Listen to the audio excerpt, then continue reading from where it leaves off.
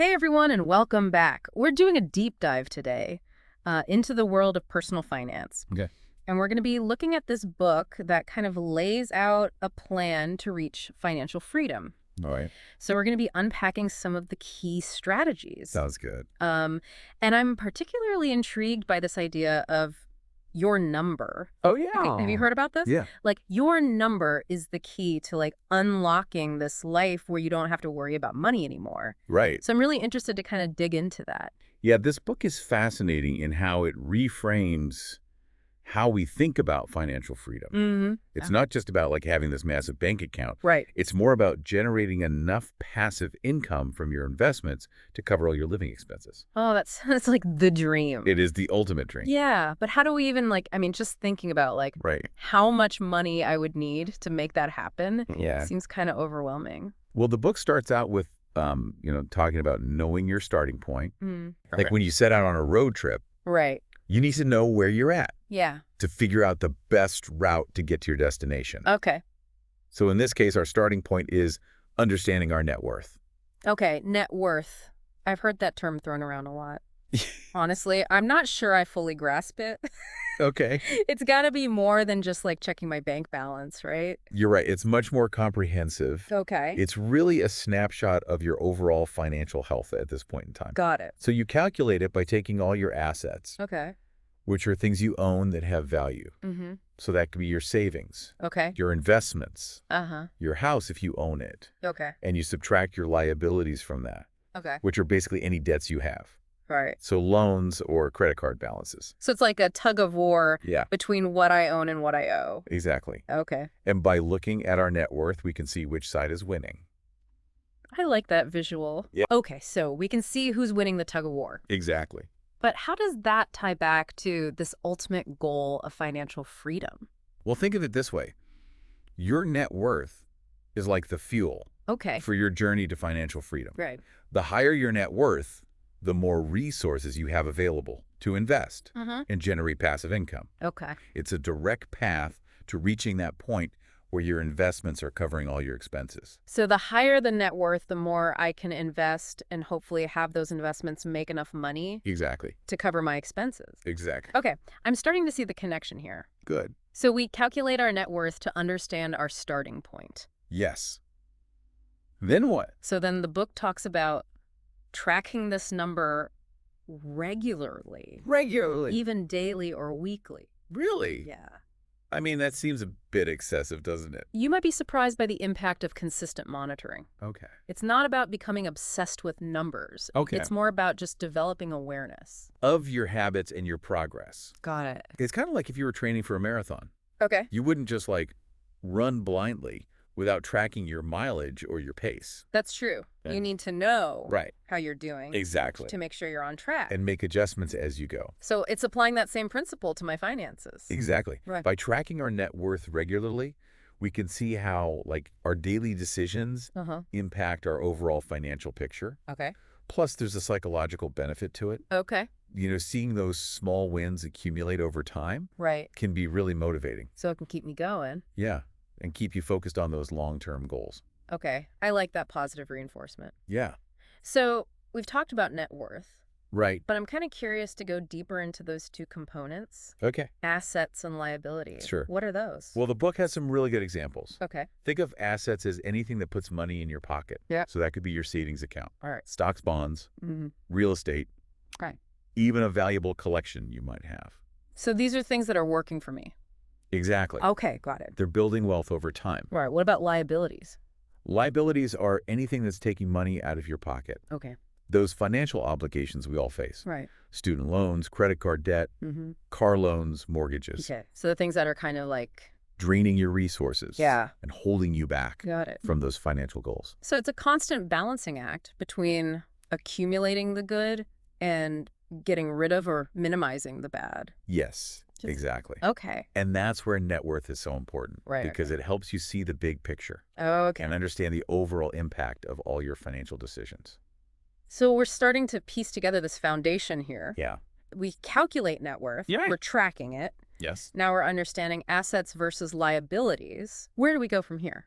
Well, now that we have our starting point, Yeah, okay. we have to figure out our destination. All right. And that's where this idea of your number comes in. Okay, so your number, it sounds Yeah. exciting and terrifying. It is both. Yeah. Can you break it down for me? Yeah. What does your number actually represent? So imagine waking up every morning Okay.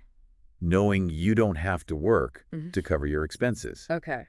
That's the power of your number. I like it. It represents the amount of money you need invested so that the returns it generates Yeah. cover all of your living expenses. Okay. So it gives you that sustainable source of passive income. Oh, Ah. okay. I get it. It's like the finish line of the marathon. Exactly. That's Oh. your ultimate goal. Okay, but how do I calculate it? Okay, it's surprisingly straightforward. Okay. You take your estimated annual expenses Okay. and multiply that number by 25. 25. Why don't 25. It's based on this thing called the 4% safe withdrawal rate. This is a well-accepted rule of thumb Okay. in retirement planning. All right. So it suggests that you can safely withdraw 4% of your investments Uh-huh. each year without significantly depleting your principal. Okay. So multiplying by 25 is just the inverse of that. Got it. Yeah. Okay, so if I said my estimated annual expenses are 60,000, Right. my number would be 1.5 million. Exactly. Oh, wow. Now you have a target, Okay. a tangible goal. Got it. And the book illustrates this with this woman named Julie, Okay. who has a mix of assets and liabilities like many of us do. Mm-hmm.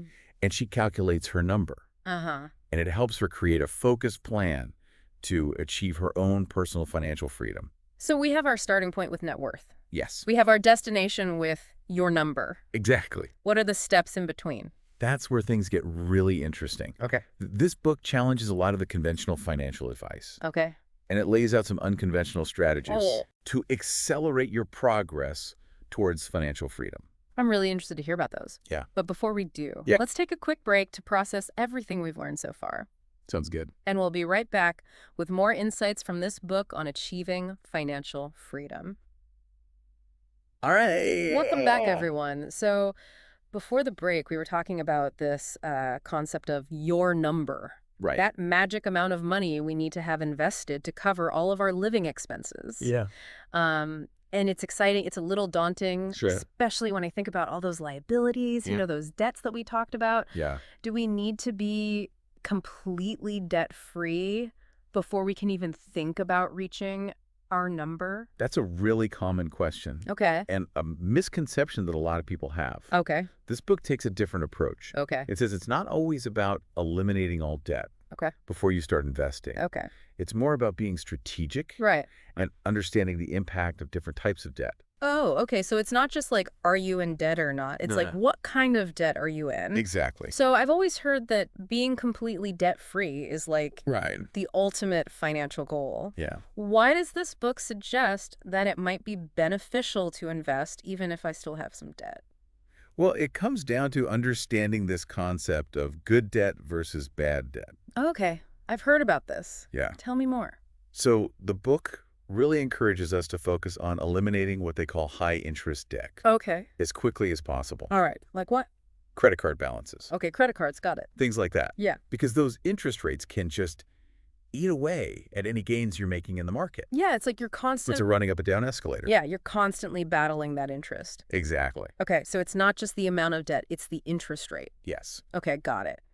What about things like mortgages? Yeah. That's typically considered good debt, right? So how Right. does that fit into all of this? Well, this is where things get a little bit nuanced. Okay. So the book suggests that if the interest you're paying on your good debt Okay. is lower than the potential returns you could be making by investing, Mm-hmm. it might actually be more beneficial to focus on investing. Okay. So imagine your mortgage interest rate is, let's say, 4%, Okay. and you're consistently earning 7% on your investments. Okay. You're actually making money by keeping that debt Okay. and investing that difference. Interesting. So it's not just about like zero debt. Right. It's about using my debt in a way that aligns with my goals. Exactly. It's about being smart about it. Okay. I like that. Yeah. So speaking of aligning with our goals, Yes. the book highlights something that we should never overlook, Okay. no matter what our debt situation is. Right. And that's employer-matched contributions Yes. to retirement plans, like Yeah. a 401k, That's right. the free money. Yes. The legendary free money. I'm always a little skeptical of that. Like, why is it so important to take advantage of these contributions even if I'm still trying to pay off debt? Well, think about it this way. Okay. Let's say your company matches 50% of your contributions, Okay. up to 6% of your salary. Mm-hmm. So if you contribute 6%, Yeah. they're basically throwing in an extra 3% For free. for free. Okay. It's a guaranteed return that often outpaces even the best performing investments. Okay, so that's a no-brainer. It is. What about those of us who don't have access to a 401k? Like, what are some other strategies that we can use to maximize our savings and investments? That's a great question. Yeah. And it really depends on your individual circumstances. Okay. There are other options like opening an IRA Okay. or exploring alternative investment vehicles. Got it. But regardless of which route you choose, Yeah. the key is to be proactive. Okay. Seek out those opportunities and Right. stay engaged with your finances. So it's about staying informed and really actively taking part. Yes, exactly. In my own financial journey, That's right. I'm noticing this theme here of like Yeah. active engagement. Yeah, this book really challenges that set it and forget it mentality Okay. that's often associated with personal finance. Right. So automation is great Okay. for things like bill payments Yeah. and regular contributions, Okay. but it shouldn't be our only strategy. So I shouldn't just automate everything and like hope for the best. Right. Why not? Well, because true financial freedom Right. comes from continuously engaging, Okay. seeking ways to optimize, Uh-huh. making adjustments as you go. So it's like I'm in the driver's seat. Exactly. I'm not just letting it happen to me. That's right. You're taking control. I like that. So this active engagement ties back to, Yeah. tracking our net worth, Yes. being mindful of our assets and liabilities. Exactly. Okay, so up until now, we've been focusing on like Right. the tangible aspects. Yeah. The numbers, the strategies, the actions. Mhm. But I'm also really curious about the psychology of all of this. Right. This book mentions this idea of money mindset. Yes. What is that and why does it matter? It's such a good point. And the book dives into Okay. the emotional aspects Yeah. of our relationship with money. Uh-huh. Recognizing that Yeah. our feelings and our beliefs about money Right. can really impact our financial decisions. For sure. It's so easy to get caught up in the fear of losing money Right. or the excitement of a potential windfall. Exactly. Like it can feel like an emotional roller coaster sometimes. It is. Okay, so how do we cultivate Right. a healthier money mindset? Yeah, that's the big question. Yeah. And the book gives some really good advice. Okay. One of the most important things it says is to check your emotions at the door At the door. when making financial decisions. I literally picture myself Yeah. taking my emotions and setting them aside Exactly. before I make a decision. Yes, leave that baggage at the door. I love it. Yeah. But it's so much easier said than done. It is. What are some strategies that I can use Yeah. to make those more rational, less emotional decisions? Well, one practical tip that the book gives Okay. is to take a step back and reframe your perspective. Okay. So instead of getting caught up in short-term market fluctuations, Uh-huh. focus on your long-term goals. Okay. Remember why you're on this journey in the first place. So it's like zooming out, Exactly. looking at the big picture Yes, instead of getting lost in the day-to-day. that's right. But it's hard to stay motivated, Yeah. especially when this journey feels really long Right. and really challenging. That's where the power of daily habits comes in. Okay, tell me more about this. Yeah, we touched on this a bit earlier, Yeah. but it's worth emphasizing again. Okay. Small actions taken consistently over time Okay. can really add up and make a big difference. So you said like check my account balances, Right, yeah. review my budget. Yeah. Are there other daily habits that I can do Sir. to stay connected to my goals? Yeah. Make progress, even if it's just a few minutes each day. Absolutely. One of the suggestions from the book is to spend a few minutes each day Okay. visualizing your financial success. Like, what does that look like? Imagine yourself achieving your goals, Okay. feeling that sense of freedom and security. Okay. It might sound a little woo-woo, Yeah. but there's real power Okay. in harnessing the energy of those positive emotions. So I'm picturing myself at the finish line. Yes, exactly. Okay. I like that. What's Oh, the- you could also use those few minutes Yeah. to explore some new income generating ideas. Okay. Brainstorm some ways to leverage your existing skills Mm-hmm. or research potential side hustles. So just kind of get the wheels turning. Yeah, just plant those seeds of possibility. Okay, I like that. So we're putting together the numbers, Right. the strategies, the mindset, Yeah. the actions. It's all connected. It is all connected. Is there any final piece of wisdom Yeah. from this book that you want to share? Yeah, I think the book really drives home the point Okay. that financial freedom is not a destination. Okay. It's a continuous journey Okay. of learning, adapting, and evolving. So there's always going to be more to learn. Exactly. Okay. There will be setbacks along the way. Yeah. There will be course corrections. Right. But the key is to stay engaged, stay curious, and never stop learning. Embrace the journey. Exactly. I love it. Well, thank you so much for sharing your expertise with us today. It's been my pleasure. This has been really eye-opening. Thanks. I feel like I have a much better understanding Yeah. of what it takes to achieve financial freedom. Good. I'm glad to hear that. And to our listeners, Yeah. remember, you have the power to create the financial future you desire. Absolutely. Take those first steps, stay committed, and enjoy the journey. Well said. Thank you for joining us on this deep dive into financial freedom. Thank you. Welcome back. We've talked about a lot in this deep dive, from calculating our net worth to managing our debt strategically. It's been a lot. Yeah. But before we wrap up, Okay. I want to go back to this idea of money mindset. Right. It just seems like our emotions about money play a bigger role than we realize. I agree. And this book really gets into the psychology behind it. Yeah. You know how our emotions can sometimes totally sabotage our financial goals? Oh, yeah. I know. I've been there. It happens to all of us. Yeah, for sure. So how do we, break free from that Right. and develop a more balanced approach to money? Well, it takes time. Okay.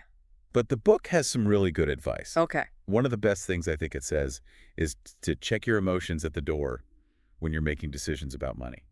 I like that image. Yeah, just visualize Yeah. leaving that baggage outside Okay. before you sit down to make a financial decision. So I'm not becoming like a robot, Right.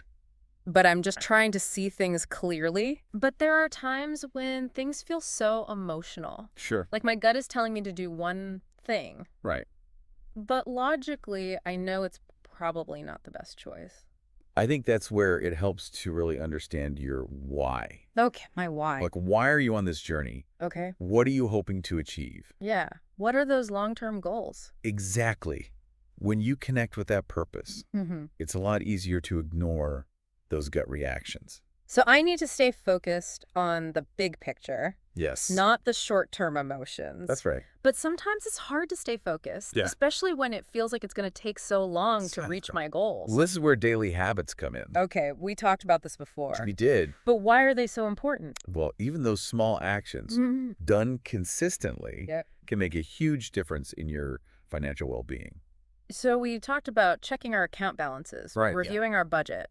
Right. What are some other daily habits? Okay, so one thing the book suggests is to spend a few minutes each day visualizing your financial success. Like, what does that even look like? Just imagine yourself achieving those goals. Okay. Imagine how it feels to have that freedom and security. Okay. It might sound a little cheesy, but trust me, Okay. there's real power in those positive emotions. So I'm like picturing myself at the finish line Yeah, exactly. of my financial marathon. Yeah. Okay, what else? Another idea is to use that time to brainstorm some new income-generating ideas. Oh, okay. You know, think about ways to use your skills Mm-hmm. or research some side hustles. So even if nothing comes of it right away, Right. it's just getting those wheels turning. Exactly. Planting those seeds. Okay, I like that. So we've got the numbers, the strategies, the mindset, shifts, the daily habits. It's all coming together. It is all connected. Yes. Is there one final takeaway? Yeah.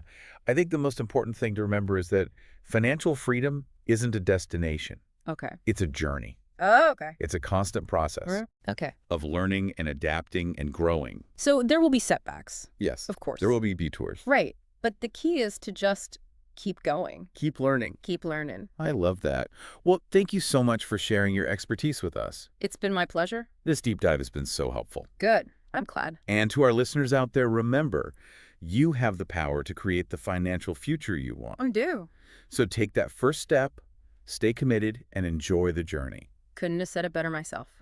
Well, that's all the time we have for today. Thanks for joining us on this deep dive into financial freedom. Thanks for having me. And we'll be back next time with another deep dive into a topic we know you'll love.